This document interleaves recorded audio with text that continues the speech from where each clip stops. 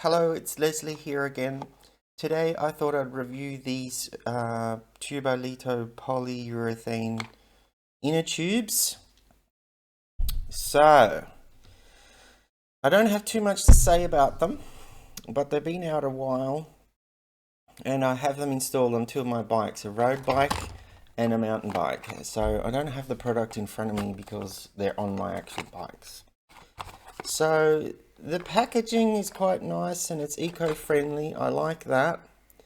But that brings me to the main thing I wanted to say in this review is that they are made of polyurethane, which is not really an environmentally friendly material.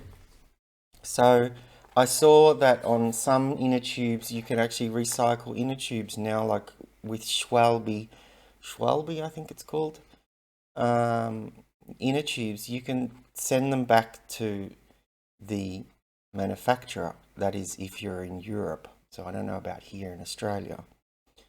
But what I'm trying to say is there's no point in going with eco packaging if the material itself is not eco. So that's the main problem I have with them. But yeah, I mean, they seem to hold air well, so that in that respect they're a lot better than latex tubes. But the other downside is that they're extremely expensive for what they are. So this is, I think it cost me 40 Australian dollars for one inner tube.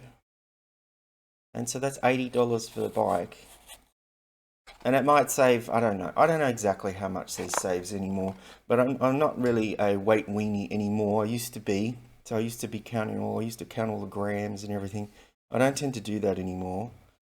So it might save half the weight or something.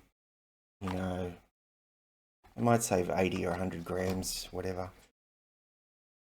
You know, did I notice the difference in weight when I put them on? No, not really. You know, it might have been because I didn't run the bike back to back.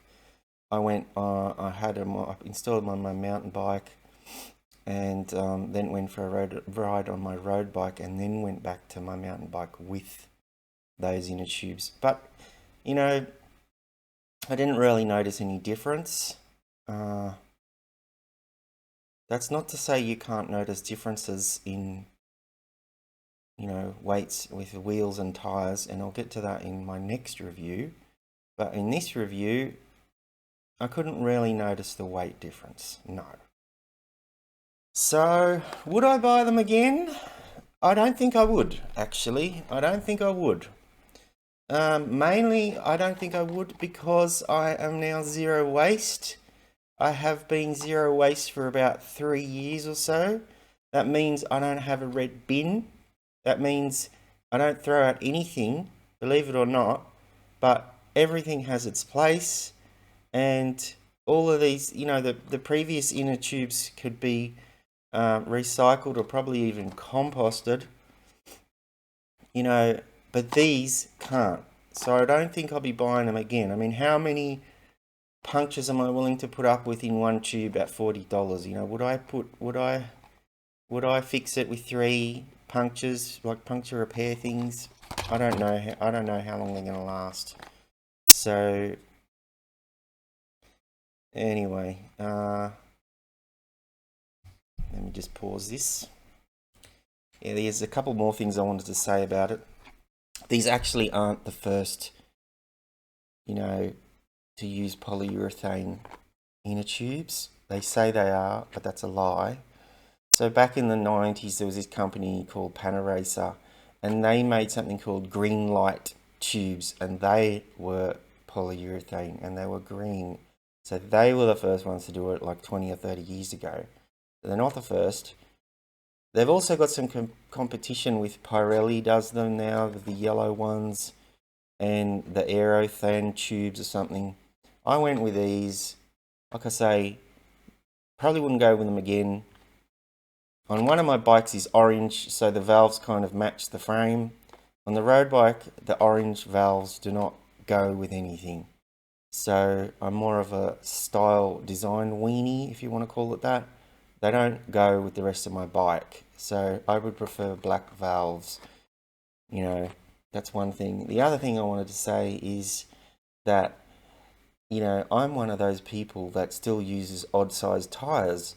And one of my bikes is 650C still, believe it or not, even though that's virtually, well, it is superseded, it's virtually obsolete a size. It shouldn't be, but it is. And you can't get these in 650C. And my lightest bike happens to be 650C. So the bike that I wanted to save the most weight on, the road bike, these aren't available for it. So I don't know how I'd have to maybe, I was thinking about if I get a puncture in one of the 700C ones, instead of fixing the puncture, cutting it and then re-gluing it to making my own 650C tube. And they also don't come in 26 by 1 to 1.5. So if you're running an old mountain bike with slicks, which I am, instead of having one of these gravel bikes, I'm just using a fairly old mountain bike with slicks on it. You can't buy 26-inch tubes that are, you know, well, anywhere from 1.1 to 1.5 inches wide. These are too big for that. So they don't cover the full range of sizes. So, like I say, the real test is if you'd buy them again, I think. And I wouldn't buy them again because they're just too much money. And because what am I going to do with them when they eventually break? When I've got too many holes in them? Polyurethane is terrible material. You can't get rid of it.